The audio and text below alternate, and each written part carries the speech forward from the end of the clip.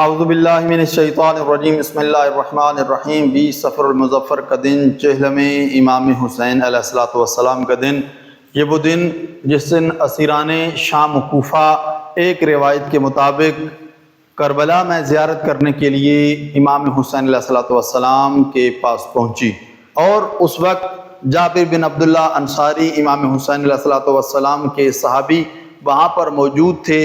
امام علیہ السلام کی سب سے پہلی زیارت کرنے والے جابر بن عبداللہ انصاری ہیں۔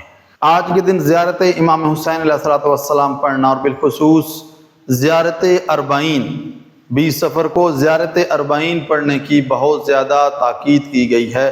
امام حسن عسکری علیہ السلام نے جو مومن کی علامات بتائی ہیں، ان 5 علامات میں سے پہلی علامت جو ہے کہ مومن وہ ہے جو دن اور رات میں 51 رکعت نماز پڑھے، جن میں سے 17 فریضہ ہیں اور 34 رکعت مستحب ہیں۔ دوسری علامت یہ ہے کہ جب بھی سجدہ کرتا ہے مومن تو خاک شفا کے اوپر سجدہ کرتا ہے۔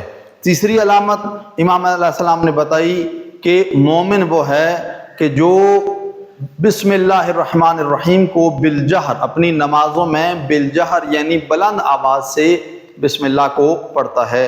اور چوتھی علامت جو بیان کی گئی کہ مومن وہ ہے جو اپنے دائیں ہاتھ کی انگلی میں عقیق کی انگوٹھی پہنتا ہے۔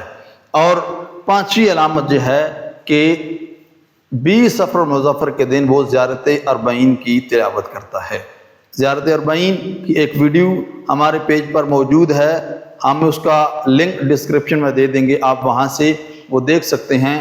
دعا ہے رحیم پروردگار کی بارگاہ میں خدا بند کریم ہم سب کو سیرت اہل بیت پر چلنے کی توفیق عطا فرمائے۔